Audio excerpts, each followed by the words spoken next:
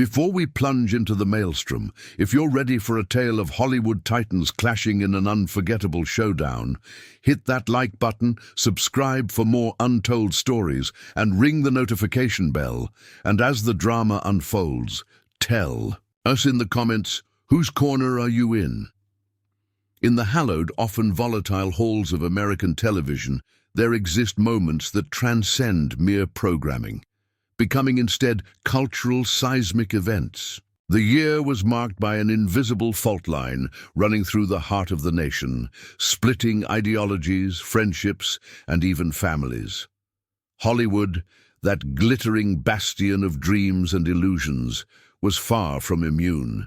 It had, in fact, become a prime amplifier of this growing discord, its gilded facade cracking under the strain of increasingly vocal political divides. And into this charged atmosphere, where every opinion was a potential declaration of war, stepped The View, a daytime arena famed not just for its coffee mugs and camaraderie, but for its audacious, often fiery debates.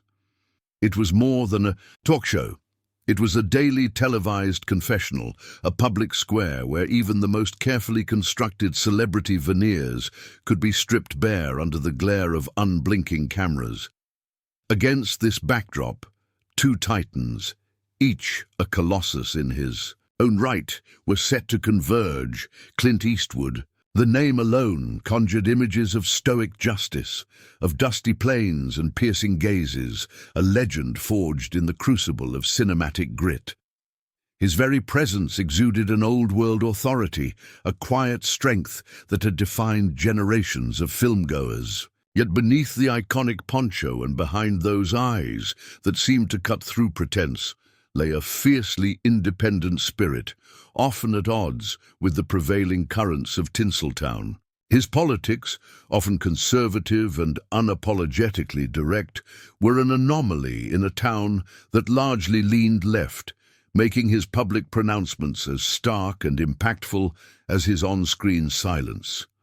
Then there was Robert De Niro, another legend, his name synonymous with raw intensity, method acting, and an unparalleled ability to embody the darkest corners of the human psyche. From gritty streets to mob kingpins, De Niro had carved a legacy of visceral performances that earned him reverence and fear in equal measure. Unlike Eastwood's laconic demeanor, De Niro's public persona was often one of passionate, sometimes explosive, conviction. His political views were a well-known, unwavering counterpoint to Eastwood's, expressed with an unvarnished fury that resonated deeply with a different segment of the public. The thought of these two, each a living monument to an era of filmmaking, sharing the same stage, the same airtime, was enough to send shivers of anticipation and apprehension through the entire industry. Behind the scenes, in the labyrinthine corridors of the network, a distinct hum of pre-show jitters vibrated. Producers huddled, their faces etched with a mix of exhilaration and dread. "This is going to be epic," one whispered, a nervous laugh escaping, "or a complete disaster."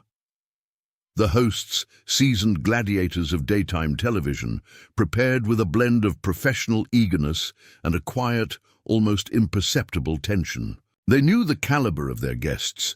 They also knew the powder keg they were sitting on. Discussions swirled about how to steer the conversation, how to maintain control should the temperature rise. There was a palpable sense of unease, a foreboding that this particular segment might not go according to the meticulously planned run sheet.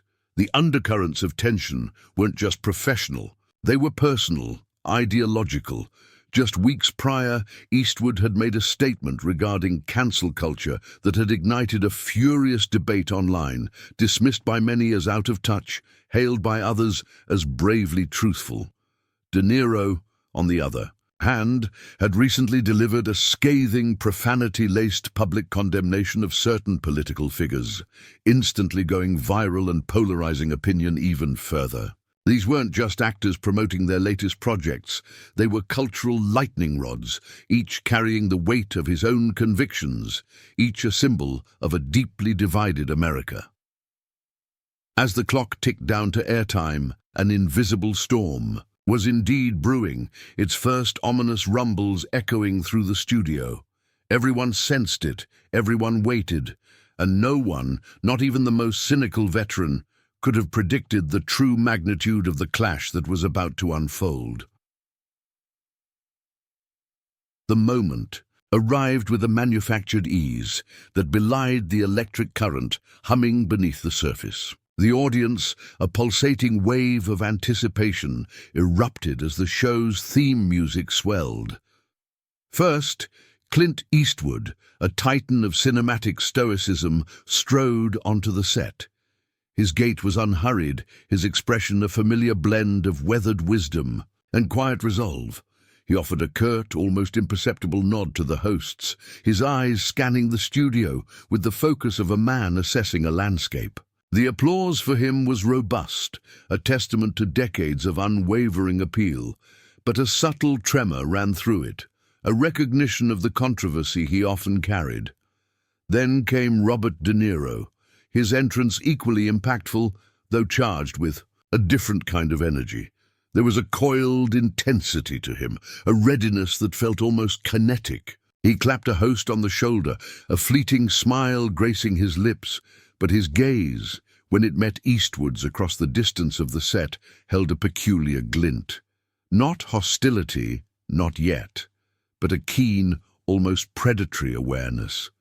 The audience's roar for De Niro was equally fervent, laced with an emphatic approval from those who championed his outspokenness. The two legends settled into their chairs, separated by a gleaming glass table and the polite smiles of the hosts. Yet an invisible line, taut as a piano wire, stretched between them.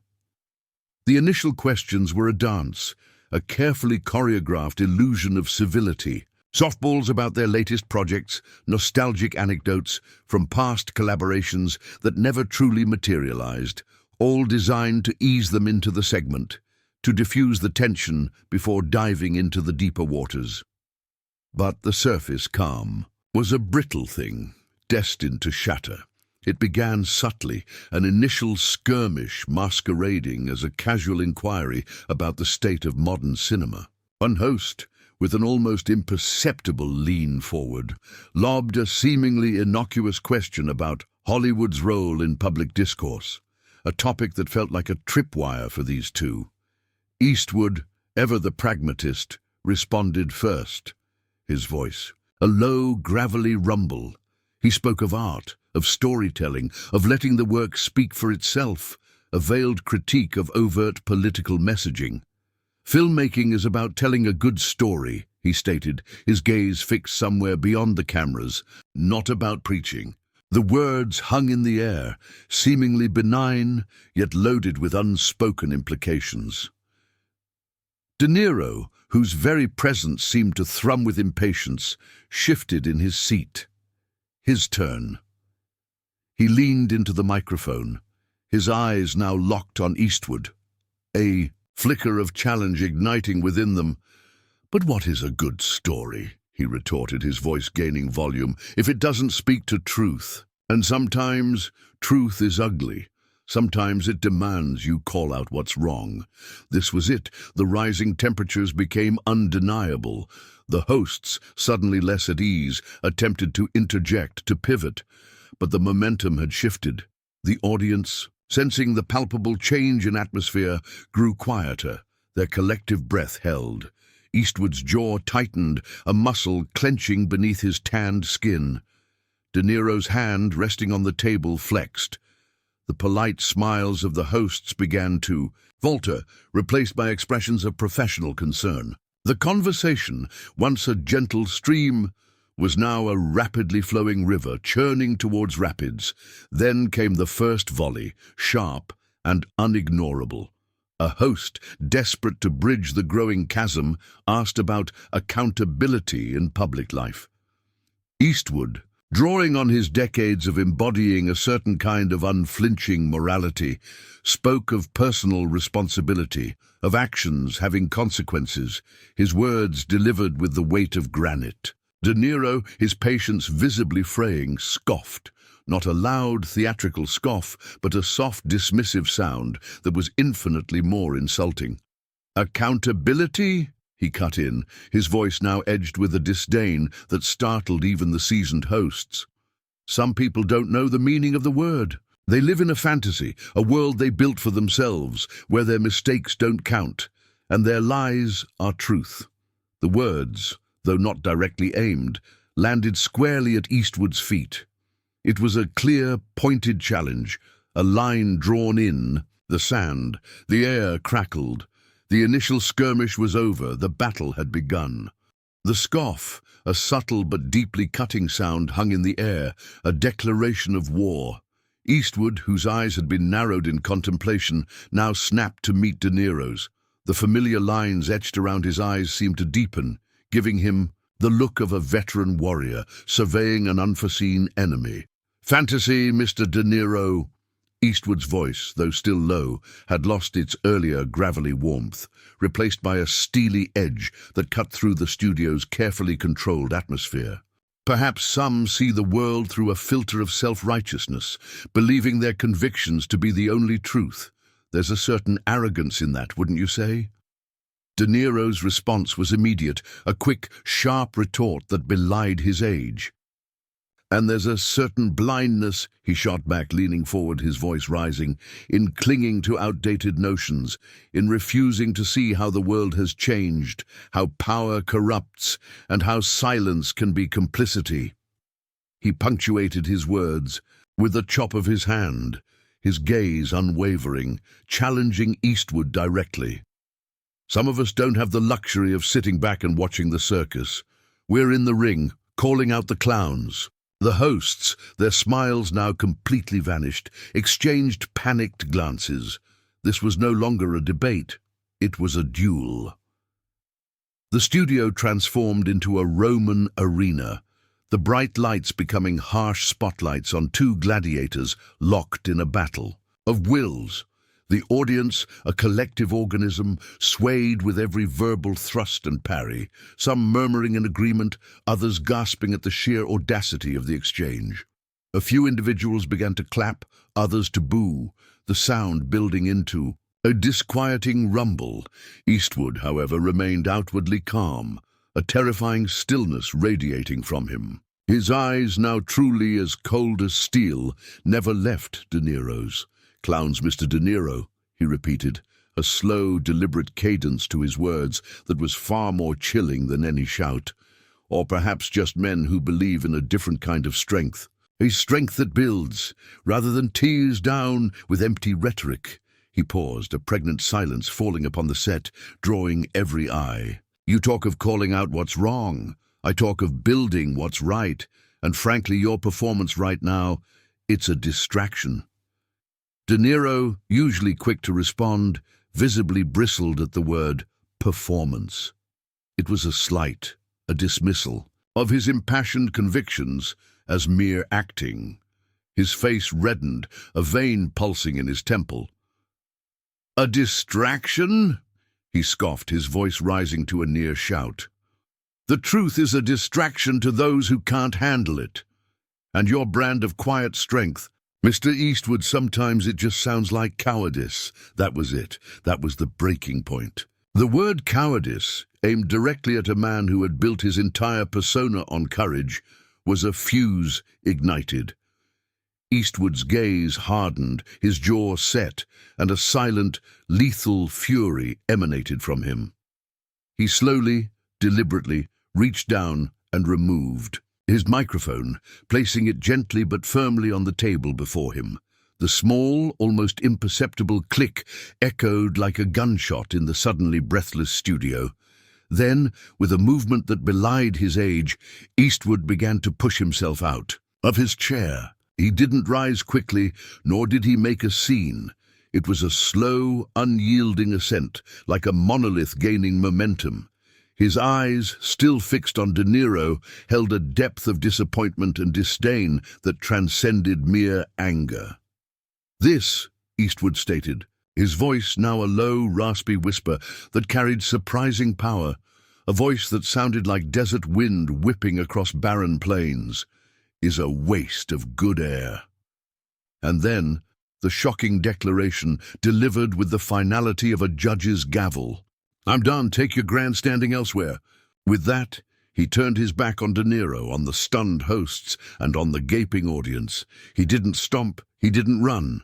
He simply walked away, his stride even and determined, towards the exit of the set, leaving an empty chair and a gaping void. The shockwaves that followed were immediate and absolute. A collective gasp rose from the audience, quickly followed by a stunned, disbelieving silence. The hosts sat frozen, mouths agape, their scripts forgotten. The entire studio held its breath, witnessing an unprecedented, unfiltered act of defiance. No one had ever walked off The View like that, least of all a living legend. The segment was over, not by design, but by declaration. The silence that descended upon The View set was not merely the absence of sound. It was a vacuum, sucking the air from the lungs of everyone present. It lasted only a beat, perhaps two, but in the amplified reality of live television, it stretched into an eternity. Then the dam broke. The hosts, their faces a tableau of shock and confusion, finally stirred. One of them, visibly flustered, stammered a half-hearted attempt to segue to a commercial break, her voice cracking under the pressure.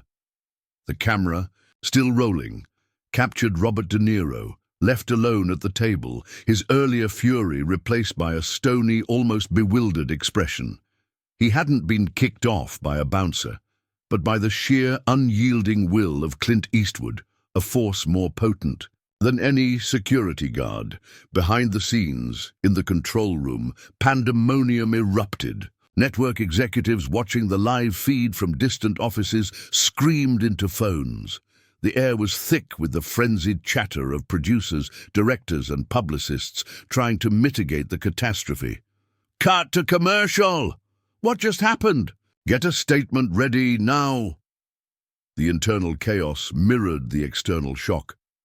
Within minutes of Eastwood's abrupt departure, a terse, carefully worded statement was being drafted, a frantic attempt to regain control of a narrative that had just splintered into 1,000 viral shards. There would be no immediate public apology, only an acknowledgement of an unforeseen turn of events, and a promise to address it later. The show went to black, leaving millions of viewers gasping in their living rooms, still processing the seismic event they had just witnessed. The media frenzy that followed was instantaneous and voracious. Before the commercial break was even over, the incident had exploded across social media. "Eastwood walks off," and De Niro vs. Eastwood trended globally, each tweet a spark igniting a larger conflagration. News channels interrupted programming with breaking alerts. Online news outlets crashed under the weight of traffic. Headlines screamed, each more sensational than the last. Hollywood legends ignite war on live TV. Clint Eastwood kicks D. Niro off The View after fiery clash, the day the icons broke.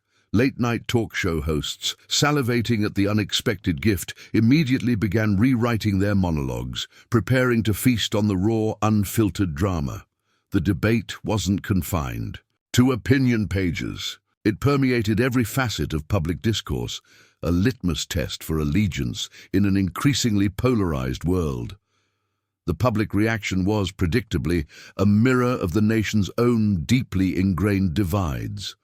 Fans of Eastwood hailed him as a hero, a man who refused to suffer fools, who embodied a no-nonsense ethos. Finally, many declared, someone stood up to the Hollywood elite. Social media was ablaze with memes celebrating his stoic exit, turning his walk-off into an act of profound defiance. Conversely, De Niro's supporters championed his outspokenness, criticizing Eastwood's departure as cowardly, a childish tantrum from a man unable to defend his outdated views. The argument raged in comment sections, on radio call-in shows, and across dinner tables, proving that the on-screen clash was merely a symptom of a much deeper societal chasm.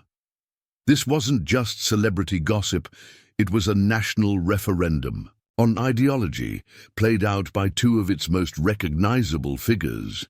The personal repercussions were immediate and profound for both men. For Clint Eastwood, the immediate aftermath brought a curious blend of condemnation and heightened reverence. While some, in the more liberal-leaning Hollywood circles, quietly distanced themselves, a surge of support erupted from the general public and from conservative media outlets. His phone, initially silent with shock, soon rang off the hook with interview requests and accolades. Robert De Niro, meanwhile, found his public persona, already known for its confrontational edge, further solidified. While he faced his own share of criticism for escalating the debate, his base of support grew fiercely loyal, applauding his unwavering commitment to his beliefs. The incident hadn't necessarily damaged their careers. Instead, it had etched them more deeply into the cultural consciousness, transforming a televised disagreement into a defining moment for two enduring legends and a flashpoint for an entire nation. The dust, if one could call the volatile aftermath of such a collision dust, never truly settled. The dramatic walk-off of Clint Eastwood from The View, leaving Robert De Niro simmering in his wake, wasn't just a fleeting moment of televised chaos. It was a permanent scar on the landscape of celebrity political engagement. For The View itself, the aftershocks were profound. Ratings initially soared, driven by morbid curiosity and a thirst for spectacle, but the incident also forced a re-evaluation of how such high-stakes political discussions would be managed. Producers became more cautious, aware that the line between spirited debate and outright implosion was perilously thin. The show, once comfortable with its reputation for feisty exchanges, now carried the indelible mark of a moment that had slipped. Entirely beyond its control, a stark reminder of the raw power that two unyielding wills could wield. Yet the true legacy of the clash wasn't confined to a single talk show set.